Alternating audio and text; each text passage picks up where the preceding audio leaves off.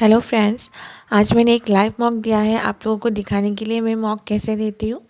तो first English का ये आया था, जंबल वाला रीअरेंजमेंट करना था। तो ये इजी है, तो मैं मतलब ऐसा आता है तो मैं कर लेती हूँ। अगर रीअरेंजमेंट वाला पहले आता है या फिर कभी भी आया तो मैं वो कर लेती हूँ। तो थोड़ा पढ़ पढ़ के समझना होता है कि कौन सा वर्ड वो जो बोल्ड में लिखा है उसको आपको रीअरेंज करना है, तो कौन सा वर्ड कहाँ पे जाएगा ये थोड़ा पढ़ के तो आप समझ सकते हो। तो ये 5 क्वेश्चन से मैंने कर लिए। फिर आया क्लोज टेस्ट जिसको मैंने स्किप किया क्योंकि क्लोज टेस्ट मुझसे उतना नहीं बनता, तो मैंने उसको स्किप किया। एंड आया पैसेज। तो पैसेज में जो सिनोनिम्स एंटोनिम्स वाला अगर पहले आ जाता है या फिर व्हाट इज़ द होता है ना कि उसका उस पैसेज का वो क्या है, नेम क्या होना चाहिए या फिर ये सब मैं स्किप करती हूँ। एंड यहाँ पे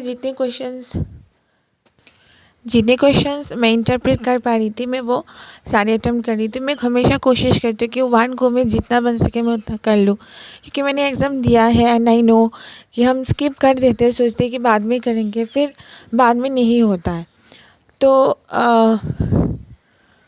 फिर आया ये एरर वाला, ठीक है, ये भी मैंने कर लिया।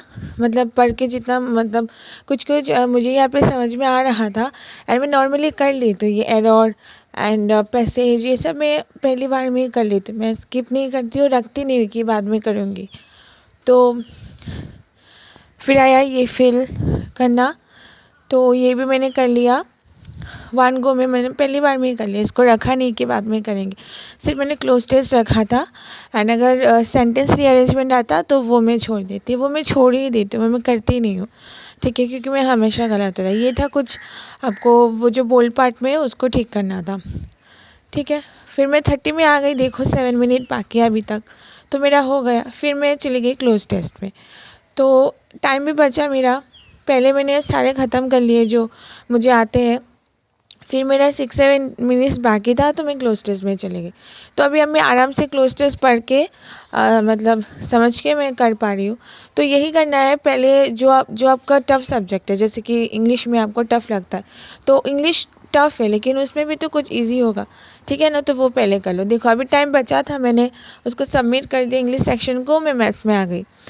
तो एक्चुअल एग्ज़ाम में ऐसा ऑप्शन नहीं मिलेगा, आपको 20 मिनट्स ही पूरे कंप्लीट करने पड़ेंगे, लेकिन कोई नहीं, घर में तो कर सकते। तो क्वांट में यहाँ पे मैं 1-2 मैंने किया, 3 मुझसे नहीं बना, मैंने थोड़ा वक्त मैंने ट्राई किया, नहीं हुआ, फ़ोन नहीं हुआ।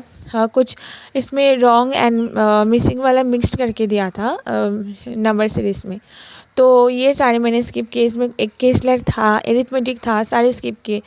यहाँ पे आया स्पीड मैथ, ठीक है। तो एक बात मैं कहना चाहती हूँ, इस देखो आप सिंप्लीफिकेशन देखो, कितने बड़े बड़े सिंप्लीफिकेशन है। इस लेवल का सिंप्लीफिकेशन एग्जाम में आएगा ही नहीं, आईबीपीएस क्लर्क में नहीं आएगा, पीओ में भी इवन नहीं आता है, लेकिन आ सकता है, लेकिन क्लर्क में तो आएगा ही नहीं। तो मैथ्स में थोड़े कम मार्क्स मिले मुझे, अटेम्प्ट ही कम हो पाए, तो इसलिए थोड़े मतलब मार्क्स कम हो गए।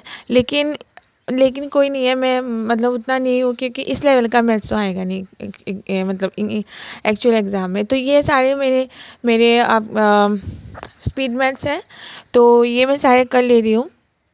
देखो ये थोड़ा टाइम लग रहा है, आप कितना टाइम बचा है, 10 मिनट्स, ठीक है, मैं 27 में आई हूँ। ये सारे स्पीड मैथ्स है, तो स्पीड मैथ्स कर लो। जब देखो कि अगर डीआई इजी मिल जाए, ठीक है, तो पहले डीआई ख़त्म करो। तो डीआई मुझे इजी नहीं मिला, इस टेस्ट में इजी नहीं था तो मैंने इसको किया ही नहीं, अगर इजी रहता तो मैं कर लेती। तो ये सारे अब आते हैं यहाँ पे अप्रोक्सीमेशन का, तो अप्रोक्सीमेशन तो ईजी है, तो अप्रोक्सीमेशन सारे के सारे कर डाले।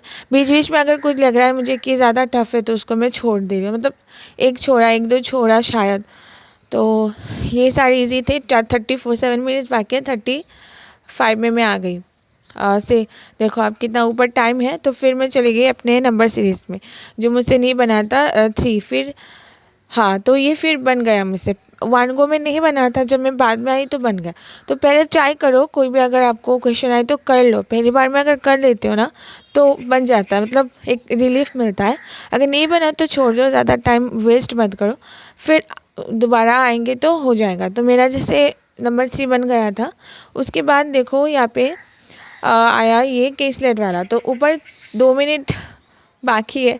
एंड केसलेट मैंने हाफ सॉल्व किया था, लेकिन मुझे लगा कि यार हाफ तो मुझसे सॉल्व हो रहा ही हो, मतलब हो नहीं रहा है। तो इसमें नॉर्मल DI नहीं था, टेबल वाला पाई चार्ट वाला नहीं था। तो 1 मिनट देखो आप ऊपर, 1 मिनट तो मैंने स्किप ही कर, मैं सबमिट ही कर दिया। मुझे जब लगा कि होगा नहीं कुछ और, तो मैंने सबमिट किया। फिर आई मैं रीजनिंग में पहले आया था इनइक्वलिटी, तो मैंने सारे कर। रीजनिंग में क्या है, मैं सब कर लेती हूँ, जो आता है वो कर लेती हूँ, क्योंकि रीजनिंग मेरा अच्छा है, मतलब जो भी आए मैं बना लेती हूँ। पजल छोड़ती नहीं हूँ मैं, पहली बार में पजल बना लेती हूँ। तो आपका जो इजी सब्जेक्ट है ना, जो आपका स्ट्रॉन्ग सब्जेक्ट है, तो उसमें कुछ स्किप मत करो, जो आए बनाते जाओ, जो आए बनाते जाओ, मतलब स्किप मत करो, फिर गड़बड़ हो जाता है।